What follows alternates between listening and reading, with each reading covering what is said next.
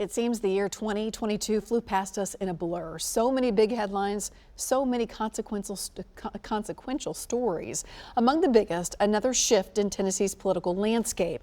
And it all began with the wrap of a gavel in January. Here's News Channel 5's Rory Johnston with a look back at our local elections and their impact. Is tabled. Call up the next bill, Mr. Clerk. The 112th General Assembly of Tennessee lawmakers began in earnest in January, with the Republican supermajority ready to flex their legislative muscle by redrawing the state's political map. It's a requirement every 10 years, theoretically to reshape representative boundaries to reflect a growing, shifting population. They look at the way those population centers have changed and draw lines accordingly. That's the way it happens every 10 years. But politically, it's an opportunity used by both parties across the U.S. to gain voting advantages. The proposed maps of Tennessee's congressional districts drew eyeballs directly to Nashville, where the 5th District, a longtime Democratic stronghold, morphed to include multiple counties. The neighboring 6th and 7th districts squeezing their way into big chunks of Davidson County. Clearly, Republican leaders saw a chance to dilute the 5th and turn it red. It just absolutely makes no sense. 3 congressmen is better than 1. That's our opinion. The writing on the maps led veteran Democratic Congressman Jim Cooper to see the writing on the wall, deciding to step down rather than run for a new term, an uphill battle in a newly drawn district. My decision is 100% due to the legislature's gerrymandering. It's a sad day, not for me, but for Nashville. Cooper's decision triggered a cavalcade of candidates rushing to organize, fundraise, and enter the race. Among them, conservative Morgan Ortagus, a former State Department spokeswoman backed by former President Trump.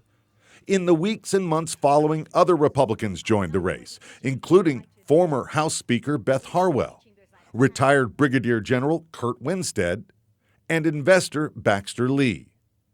Murray County Mayor Andy Ogles jumped into the crowded field in March.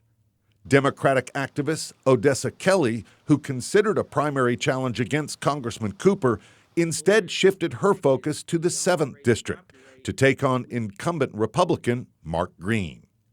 As the candidates began to organize and fundraise, a shocker from the state Republican Party.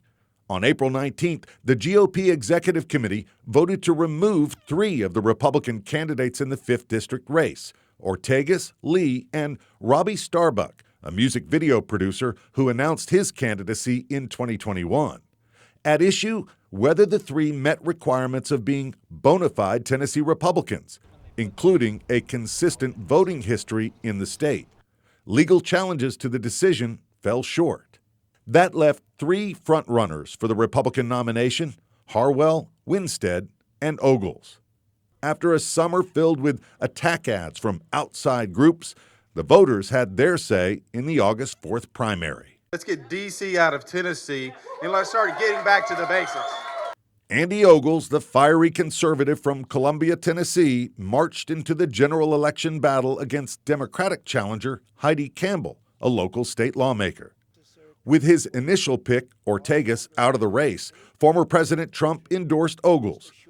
Ogles spent the months before November pitching his positions to a friendlier electorate in the new 5th District, and by Election Day in November, it became clear the new district designs would provide just what state Republicans hoped: the color red shaded into another of Tennessee's 9 congressional districts.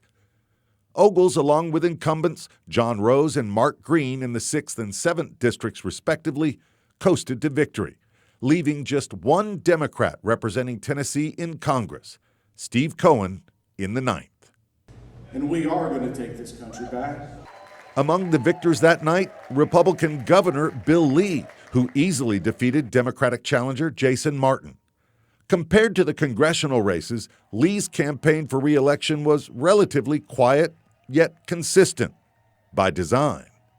For many, his success was a foregone conclusion in a state now dominated by friendly Republican voters. Rory Johnston reporting. The state legislature convenes on January 10th.